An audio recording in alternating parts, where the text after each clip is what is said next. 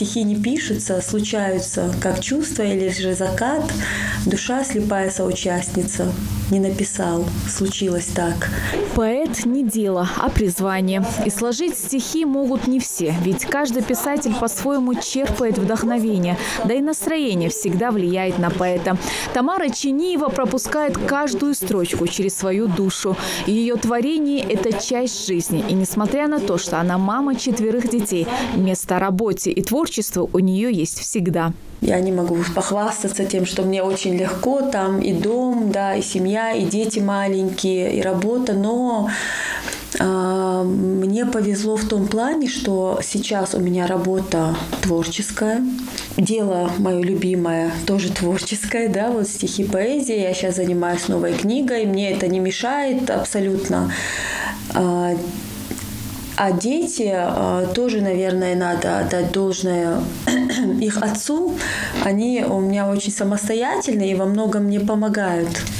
Поэтому, тяжело, конечно, но я справляюсь.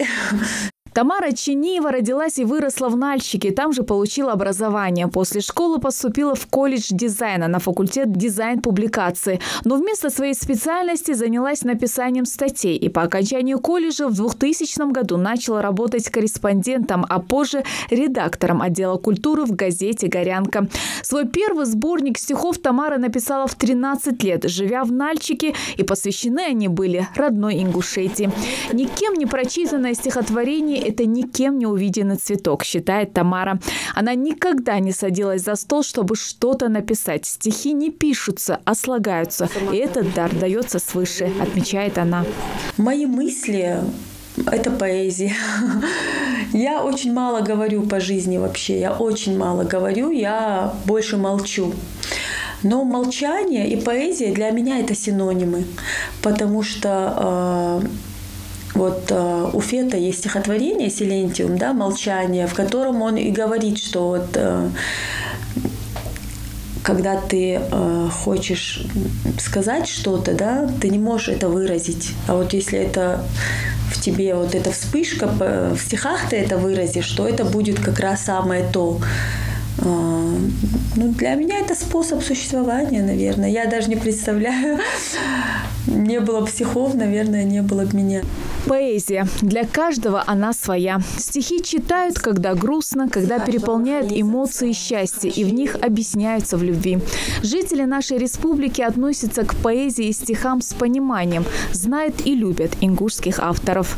Мне нравятся стихи, особенно Тамарины. Они вдохновляют, и очень даже читать, и приятно это все. Она все выражает, это все. Ну, мне нравится именно ее стихи, мне очень нравятся. Всех умеешь простить, все понять, и несешь свое звание, как знамя. Для других многодетная мать, для меня многоцветная мама. Не так давно Тамару назначили директором Дома культуры в Зязиково-Юрте. К новой работе у нее свой творческий подход. И те курсы, что она собирается здесь открывать, пожалуй, нет ни в одном Доме культуры республики. У меня тут точно будет кружок журналистики, который я сама буду вести. И будет поэтическая студия. Вот пока что эти 2 пункта, наверное, нас будут отличать. А так, конечно же, будут литературные вечера, будут выставки, будут концерты, будут встречи творческих людей вообще. Будет много интересного. А самое главное, будет выявление талантов и уже помогать им какой-то путь дальнейший, да, вектор какой-то дать в жизни. Совсем скоро у Тамары в свет выходит ее 5-й сборник стихов. Ведь творчество – это мастерство, которое нужно постоянно оттачивать. Тамара Чиниева чувствует этот мир сердцем. Ее поэзия олицетворяет стойкость, чистоту и благородство. Светлана Томова, Хаваш Гойгов. Новости 24.